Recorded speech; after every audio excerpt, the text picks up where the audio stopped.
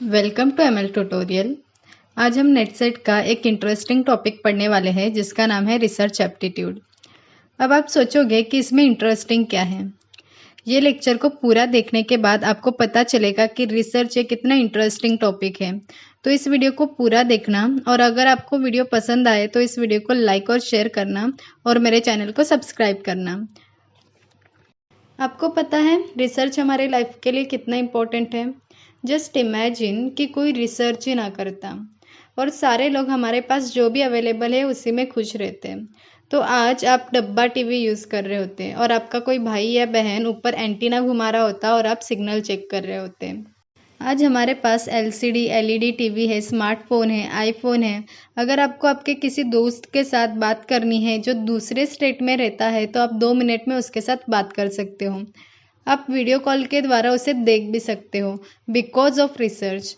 तो आपको समझ में आ गया होगा कि रिसर्च की वजह से हमारी लाइफ कितनी आसान हो चुकी है। रिसर्च ये वर्ड बेसिकली 2 वर्ड्स को मिला के बनाया गया है, री और सर्च।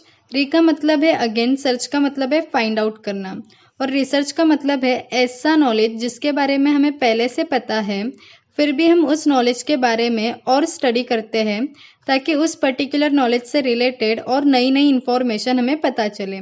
तो इन शॉर्ट रिसर्च का मतलब है एग्जिस्टिंग नॉलेज के बारे में और स्टडी करना।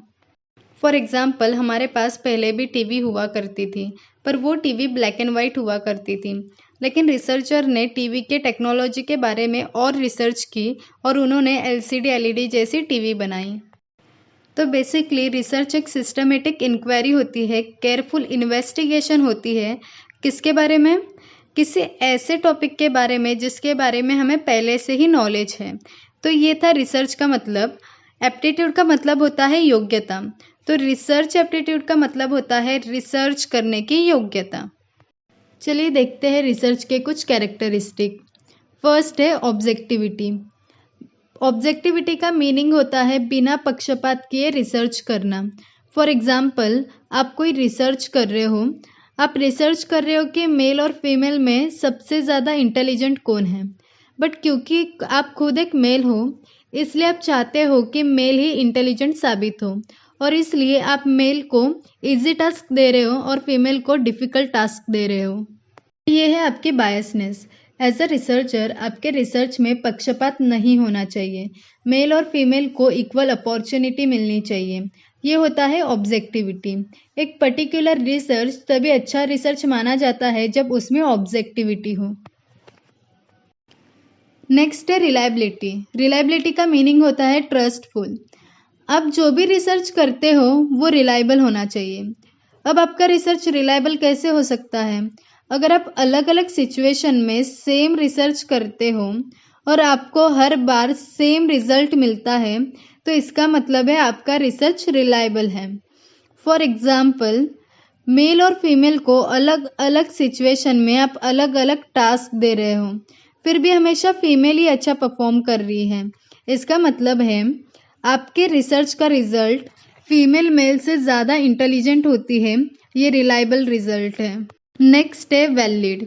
आपके रिसर्च के द्वारा आप जो भी इंफॉर्मेशन फाइंड आउट करना चाहते थे वही इंफॉर्मेशन अगर आपको मिल रही है तो आपका रिसर्च वैलिड माना जाएगा। चलिए एग्जाम्पल के द्वारा समझते हैं। अगर आपके रिसर्च के द्वारा आप मेल और फीमेल के मेंटल कैपेसिटी को चेक करना चाहते हैं और आप जो भी उन्हें टास्क दे रहे हैं उससे आपको मेल और फीमेल की मेंटल कैपेसिटी की जानकारी आपको मिल रही है तो आपका रिसर्च वैलिड माना जाएगा। बट आपको मेंटल लेवल चेक करना है और आप मेल और फीमेल को फिजिकल एक्टिविटी दे रहे हो तो आपको उनके मेंटल लेवल के बारे में कुछ भी इंफॉर्मेशन नहीं मिलेगी और इस केस में आपका रिसर्च वैलिड नहीं माना जाएगा। Scientific and systematic. रिसर्च हमेशा साइंटिफिक और सिस्टमेटिक होता है। रिसर्च करते समय साइंटिफिक मेथड का यूज़ किया जाता है और रिसर्च करने का एक सिस्टमेटिक प्रोसेस होता है जो हर रिसर्चर फॉलो करता है। तो रिसर्च साइंटिफिक भी होता है और सिस्टमेटिक भी होता है। नेक्स्ट है क्रेडिबिलिटी। इसका मतलब है ट्रस्टवर्थी। आप रिसर्च करने के लिए जिस भी सोर्सेज से इंफॉर्मेशन कलेक्ट कर रहे हो वो सोर्स ट्रस्टवर्थी होना चाहिए। ऐसा सोर्स होना चाहिए जिस पे लोग ट्रस्ट कर सकें। फॉर एग्जाम्पल, अगर आप बैंक पे रिसर्च कर रहे हो और अगर आप आरबीआई के ऑफिशियल वेबसाइट से इंफॉर्मेशन कलेक्ट कर रहे हो तो आपकी रिसर्च ट्रस्टवर्थी मानी जाएगी। नेक्स्ट है इम्प्रिकल। इम्प्रिकल का मीनिंग है एक्सपीरियंस। इस फीचर का मीनिंग है जो भी आप रिसर्च करते हो वो रिसर्च एक्सपीरियंस या एविडेंस पे बेस्ड होना चाहिए। For example, law of gravity.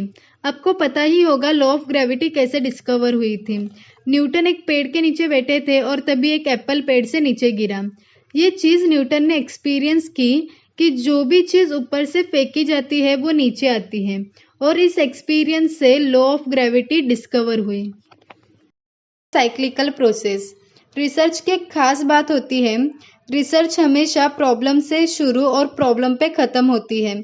For example, अगर आपको इनोवेटिव थ्योरी ऑफ शम्पीटर पता हो तो आप देख सकते हो इस थ्योरी के कंप्लीट होने के बाद दूसरे रिसर्चर ने इस थ्योरी को क्रिटिसाइज किया और न्यू थ्योरी बनाई। इसका मतलब है जब भी कोई रिसर्च कंप्लीट होती है, रिसर्च के एंड में कोई ना कोई क्वेश्चन अराइज होता है और उस क्वेश्चन से एक नई रिसर्च स्टार्ट होती है। Controlled factor. इसका मतलब है आपका रिसर्च कंट्रोल्ड होना चाहिए। ओके, मैं आपको सिंपल लैंग्वेज में बताती हूँ। इमेजिन करो कि कल आपकी एग्ज़ाम है और आप स्टडी कर रहे हो और अचानक आपको आपके फ्रेंड का मैसेज आता है। आप स्टडी छोड़ के मोबाइल में अपना टाइम स्पेंड करते हो। फिर आप स्टडी करने बैठते हो, आपके डैड ने आपको कुछ काम बता दिया, फिर आप वो काम करने बैठ गए और ऐसे करते करते आपकी स्टडी अच्छी नहीं हो पाई और आपका रिजल्ट भी अच्छा नहीं आया। अभी सोचो आपका रिजल्ट क्यों अच्छा नहीं आया? क्योंकि आपकी स्टडी डिस्टर्ब हो गई थी। इस तरह रिसर्च की स्टडी को डिस्टर्ब करने वाले बहुत सारे फैक्टर्स होते हैं जिसके कारण रिसर्च का रिजल्ट अफेक्ट होता है। तो आपको इस तरीके से स्टडी करनी है, इस तरीके से रिसर्च करनी है जिससे कि आपका रिसर्च ऐसे फैक्टर्स से ज़्यादा अफेक्ट ना हो और आपकी रिसर्च आपके कंट्रोल में रहे। नेक्स्ट है जनरलाइजेबिलिटी। इसका मतलब है किसी चीज़ को जनरलाइज करना या कॉमन करना।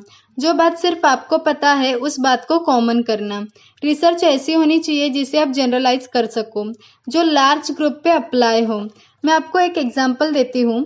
फॉर एग्जांपल, आपने एक्सपीरियंस किया कि जब आपको बुखार आता है और आप सो जाते हो तो सुबह उठने के बाद आप ठीक हो जाते हो। इस एक्सपीरियंस से आपने रिसर्च किया कि अच्छी नींद लेने से बुखार ठीक हो सकता है ये रिसर्च आपके बॉडी पे काम करे, बट ज़रूरी नहीं कि ये रिसर्च लार्ज ग्रुप पे भी काम करे। तो ऐसी रिसर्च जनरलाइज नहीं हो सकती। मैं आपको और एक एग्जांपल देती हूँ। For example, law of gravity. Newton ने एप्पल को ज़मीन पे गिरते हुए देखा और लॉ ऑफ ग्रेविटी को डिस्कवर किया। ये रिसर्च जनरलाइज हो सकती है क्योंकि आप ऊपर से एप्पल गिराओ, बॉल गिराओ या पत्थर गिराओ, वो नीचे ही गिरेगी। So law of gravity large group पे अप्लाई हो सकती है, तो इसे जनरलाइज किया जा सकता है। तो ये था आज का लेक्चर। अगर आप ऐसे लेक्चर और देखना चाहते हो तो मेरे चैनल को सब्सक्राइब कर लीजिए और आपके फ्रेंड्स को भी शेयर कर दीजिए ताकि आपके साथ साथ उनका भी JRF निकल जाए। Please like and share my video, subscribe my channel. Thanks for watching my video.